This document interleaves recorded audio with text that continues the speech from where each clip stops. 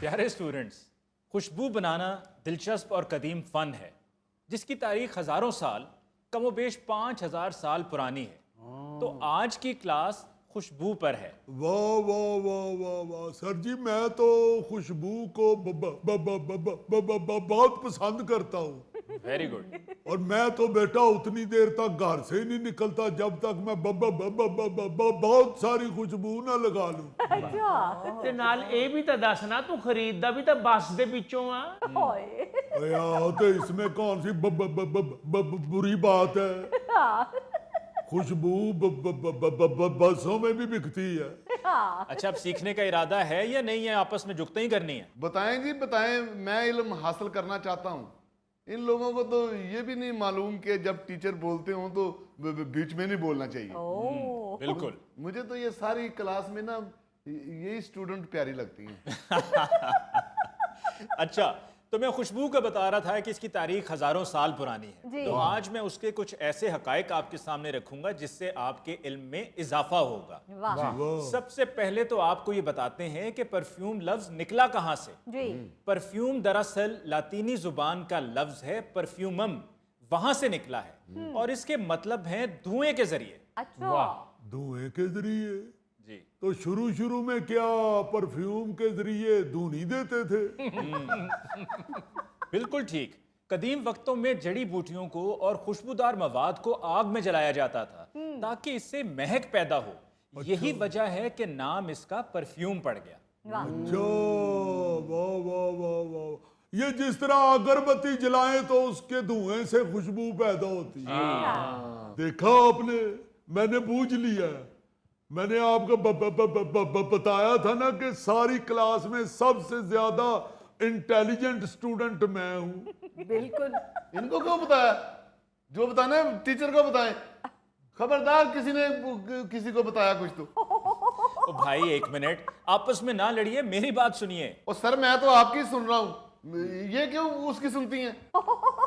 چلیں جی، آپ بھی میری طرف توجہ دیجئے۔ تو خوشبو کا استعمال کہاں ہوا؟ یہ بھی ایک اہم سوال ہے۔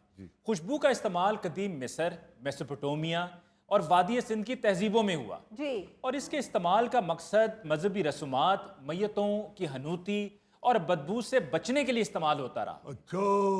اچھا، آپ کو سن کر یہ حیرانگی ہوگی کہ پہلا جدید پرفیوم لگایا نہیں بلکہ پیا گیا تھا، اور اس کو 1310 میں ہنگری کی ملکہ الزبتھ کے لیے تیار کیا گیا تھا۔ اچھا، تو جو ملکہ ہنگری تھی وہ سادہ پرفیوم ہی پیتی تھی یا پانی اور برف ڈال کے پیتی تھی؟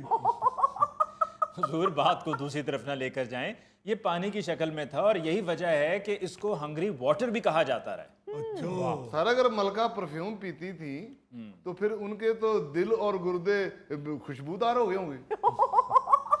دراصل مائی ڈیئر اسٹوڈنٹ، ڈاکٹرز نے ملکہ کو مشورہ دیا کہ بیماریوں سے بچنے کے لیے اس کے غرارے کریں، لیکن وہ چونکہ بنا تو جڑی بوٹیوں سے تھا، ان کو ذائقہ اچھا لگا تو انہوں نے پی لیا۔ اچھا جی، اور یہ ذہن میں رہے کہ اس وقت تک پرفیوم میں الکوہل کا استعمال کا رواج نہیں تھا۔ ٹیچر پوت دا مطلب اس ویلے پرفیوم ایڈا سستا ہوندا سی کہ لوگ گلاسیاں بھر بھر پیندے سی۔ ہن تا ایڈا مہنگا ہو گیا، اللہ معاف کرے کہ ایک باری شی کریے دوجی باری کرن لگیا دل نو ہاتھ پیندا۔ او نماز بھائی ہن بھی 2 نمبر پرفیوم بڑا سستا مل جاندا ہے، تو پین والا بن۔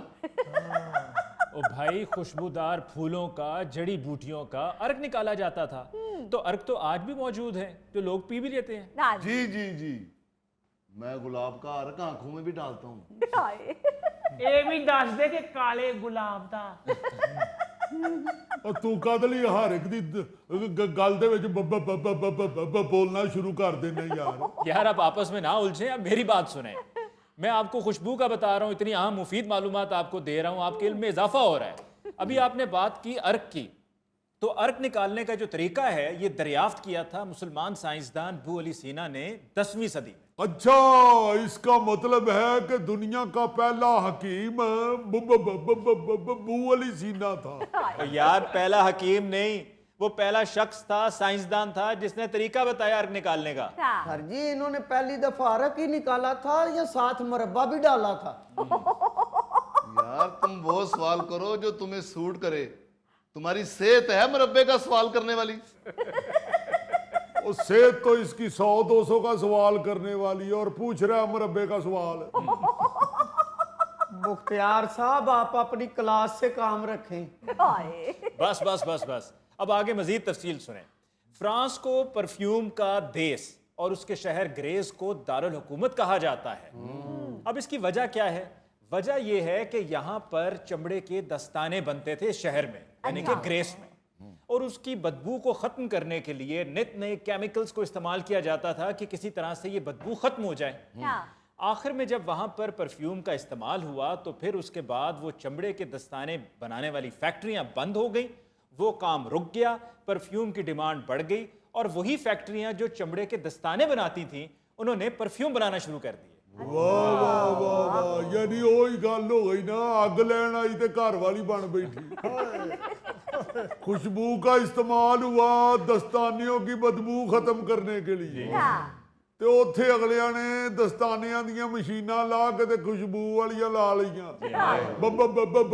बहुत मजेदार बात है ये। अच्छा जी, तो परफ्यूम इंडस्ट्री में खुशबू बनाने के लिए और क्वालिटी कंट्रोल के लिए जिन लोगों को रखा जाता है उन्हें परफ्यूमर कहा जाता है। और आप ये सुनकर हैरान होंगे कि उनकी नाक की बाकायदा इंश्योरेंस करवाई जाती है। अच्छा। यानी कि उनकी तालीम इतनी ज्यादा ना भी हो तो कोई फर्क नहीं पड़ता, लेकिन उनकी सूंघने की हिस्स इतनी तेज होती है कि वो खुशबू सूंघ कर बता देते हैं कि इसमें कौन से अज्जा शामिल हैं। वाह जी वाह।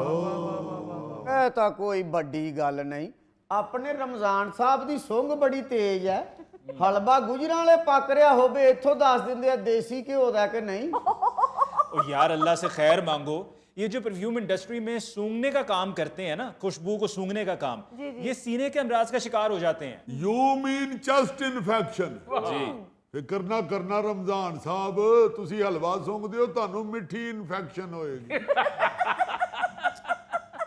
अच्छा जी, इन परफ्यूमर्स को बड़ा वीआईपी प्रोटोकॉल दिया जाता है और जब तक ये कोई परफ्यूम पास ना कर दें तब तक उस परफ्यूम को मार्केट ही नहीं किया जाता। अच्छा। अब एक परफ्यूमर था जेन चार्ल्स, उसकी नाक की इंश्योरेंस $10 लाख की करवाई गई। ਬੱਲੇ ਬੱਲੇ ਬੱਲੇ ਬੱਲੇ, ਉਹਦੀ ਤੇ ਸਾਰੀ ਫੈਕਟਰੀ ਨਾਕੀ ਹੋਈ ਨਾ ਜੀ। ਇਹਨੂੰ ਤੇ ਘਰ ਵਾਲੇ ਵੀ ਆਂਦੇ ਹੋਣਗੇ ਇਤਿਆਦ ਕਰਨਾ ਕਿ ਤੇਰੇ ਬਰਾਦਰੀ ਚ ਨੱਕ ਨਾ ਕਟਾ ਬਹਿਣਾ, ਮੁੜ ਕੇ ਅਸੀਂ ਭੁੱਖੇ ਮਰ ਜਾਈਏ। इस बंदे की तो कुत्ते बड़ी इज्जत करते होंगे कि इसकी सूंघ हमसे ज्यादा तेज है। जी हाँ। मैंने कहा था ना सारी क्लास में से सिर्फ मैं ही डिसेंट हूँ। डिसेंट साहब, अब मजीद मेरी सुने और उधर तवज्जो जरा कम दें आप। जी।